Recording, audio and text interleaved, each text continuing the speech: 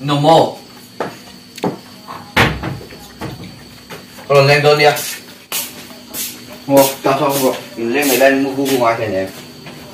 Một con ai từ đầu đầu xén đúng đấy.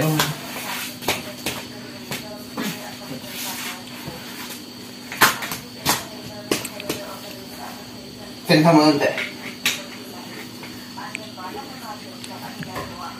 Han là đó, đồ gọi là han. Tùy khăn một tệ. Apa tahun lebih? Betul roh.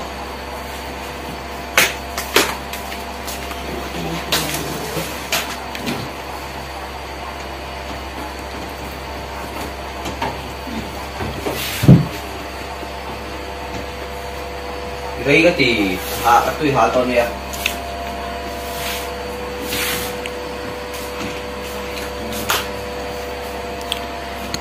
Lokal badro. Không được tốt rồi. Cũng nhiều các lỗi gì đấy không? Tụi ngay đi xem mà. Ủa? Tụi ngay đi xem mà. Cần in phút đầu này. Anh xoay tắc rồi nè. Các xoay cam đó rồi.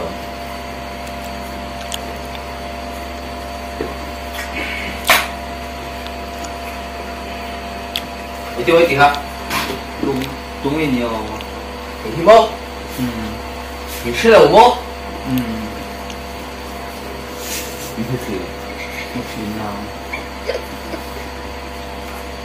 Kita kan nomha I kom thak la ba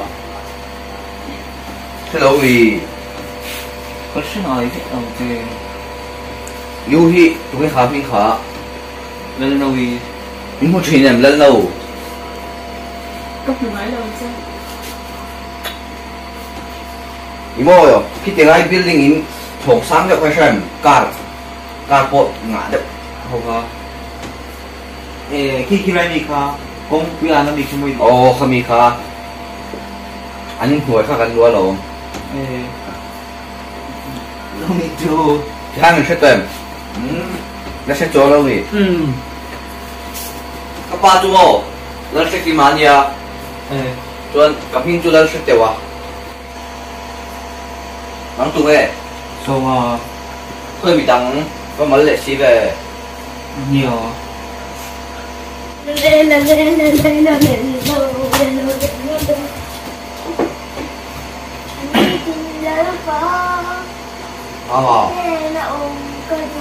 Dia dia thôi rồi. Cá sơi lấy tuột này. Tôi sẽ lâu vì. Ồ, vật thìถูกไหม Mấy cái là tôi đi rồi. Không có rồi. Đấy, không có tắc. Cái gì thái đâu vì nào thì số mò. việc gì thôi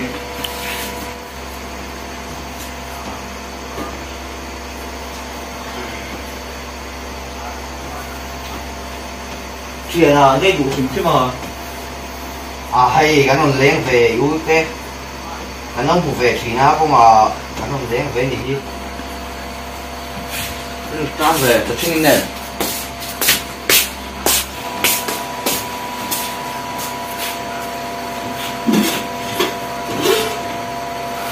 Mẹ. Rồi nó về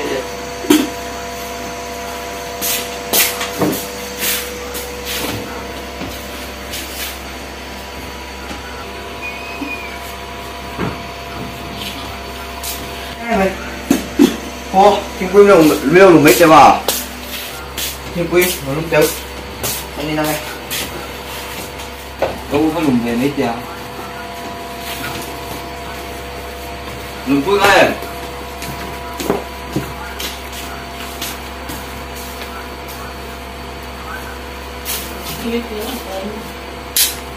không đâu mà không cho bác sĩ để làm gì này ai chẳng có về không không rồi mà nói chuyện nhanh tay ngày rồi về thì đâu rồi không su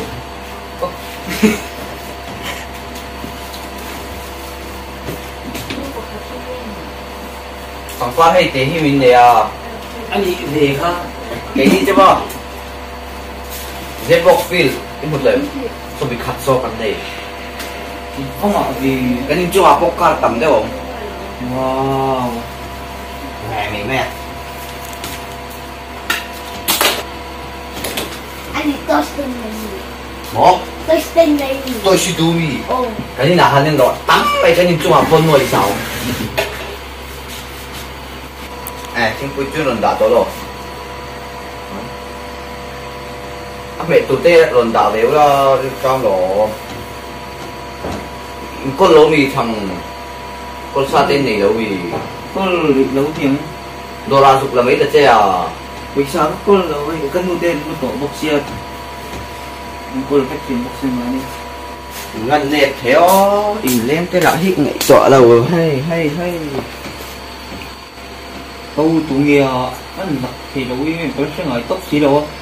吃完这个给多亏你， Mấy lần nhìn thì sẽ về mấy lần đúng không đâu. 这猪肉。 Có anh ấy cả đôi mình khó anh chuộc đây liền ho gì mà đi đi cùng đi cái bát水viên cái bát chỉ được cũng hơn chỉ vì đó anh nói được thì khi chẳng gặp ba chết sống à thôi lại đồ rồi tìm viên đồ là tìm viên à đồ này đâu gì đồ đã có tầm cu ồ khi cái tạ ăn uống pin gặp ba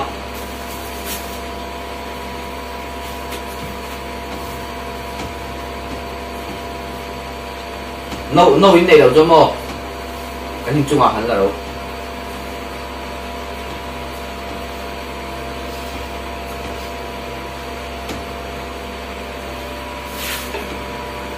những thiên quy cho thiên quy lâu gì mà thấy lâu về thì cái nó nhà cái em thằng cái chút lên đầu ha bắt đầu đâu quy đấu tụng ấy bắt đầu tệ lắm à bắt cá độ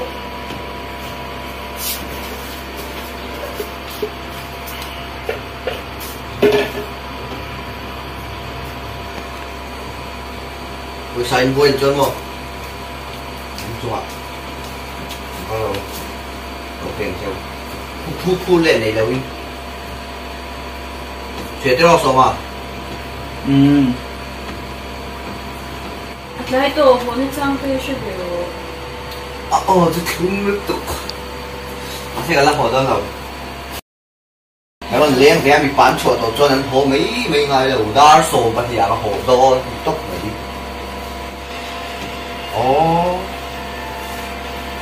con vẫn lâu về nó lúc đó là trẻ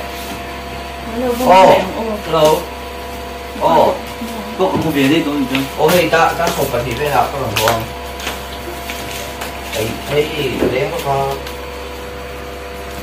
có hay anh phải không đây hay mình là mình quyết chọn cho anh phải không mấy thì có giá như hay cần chỉ đặc lộ có làm con thì sấy đặc lộ vấn đề à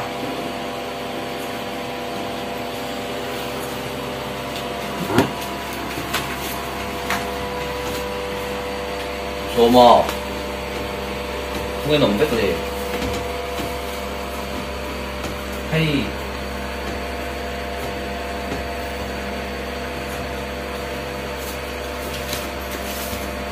số mò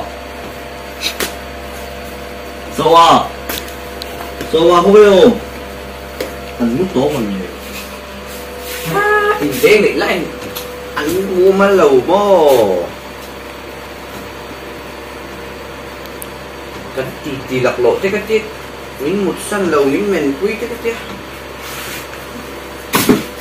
một tuy có cái chụp về đầu chứ rồi lên tổ đón lầu thì cả mà yêu khá chung lâu biết nghe cho số mà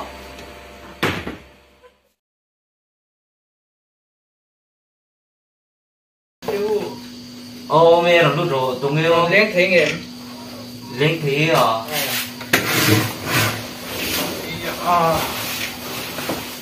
anh nhìn ta rút lại về rồi lên về cái gì vào lo hầu itu oh betul sorry nggak tiba bukan lo lu cái tiba itu lo ngay nggak lo ngay lo nào đó nào em ta thì cái chú đó tên luồng bất kỳ đâu à apa em apa lo về真能力穩定一啲啊，應嘛不過條你講嗰條嘢。哦。會有全包咪。哦。佢咪嘅啊。佢到咁長嘅人咁啊攞。不肥肥到靚啊。會有看你真係諗死全包咖啡點樣食？全包啲讀書，點樣俾佢攞？咩？你讀書啊？真係做驚嚟咯，咁真做。連添亨咗未啦？我得嗰度未。窿個點粒仲有？你冇讀對咁睇到先啊？諗冇讀嚟，啲諗媽諗嚟，聽會啲讀。啲讀書，驚乜嘢咯？你讀書咁？cái chút có in tây chuyện đâu hả? Chẳng bao chú bên tàu được về. Như này thì mình lúc á. Kinh lắm. Tuy nhiên phải là về lan đâu. Phải là về rồi. Chút cái đủ chuyện là phải là rồi. Tiêu cái đủ ai đem xin rồi. Cái nụ xiềng về. Cái đủ chuyện đâu xin lệ. Không tục phải là rồi. In nụ xiềng thế nhỉ không? Tùy đón về đó. Vậy anh đi cho nó mấy thì không phải là. Mai lòng đầu kinh rồi. Nó bên chỗ mẹ tụi cho cái thằng này. Cái này nó xin lệ. Mai lòng đây.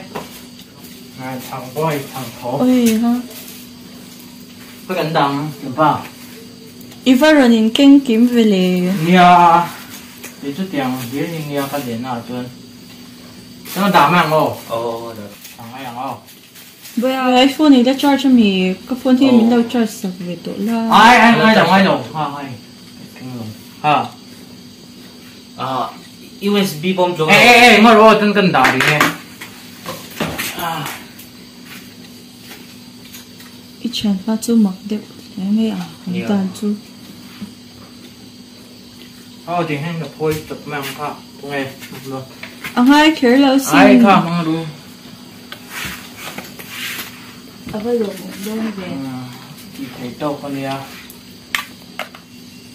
với nghe thì về đến liền à vất mà cái điều đó lockdown nhưng mà thì tụi nó lâu ấy là anh chung coi Bible thì cần chia cho anh tụi mà em vẫn tiếp tục về chung qua cho tụi nó cho làm anh lâu tí về tụi nó lâu không về chia sẻ gì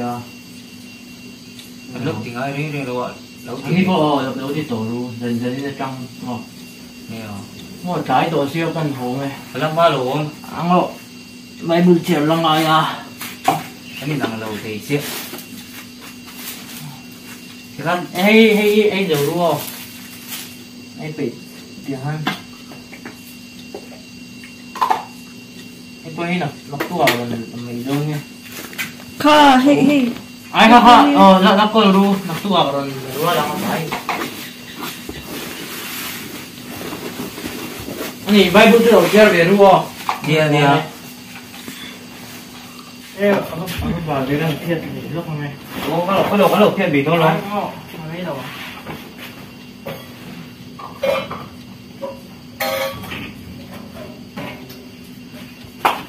Thì đủ mà ta chơi cái lâu phía tầng. Ai mà rồi, anh sẽ xuống nó. Ơi.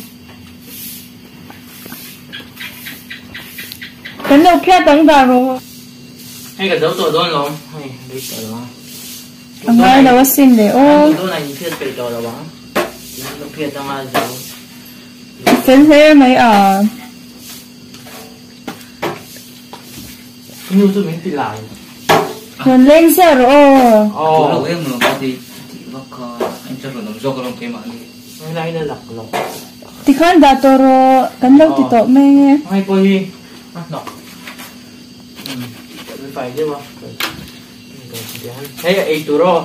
ở đây càng lồng tụi kia Mong sao? Tôi anh của tôi nha. ở đây thì bằng thà đấy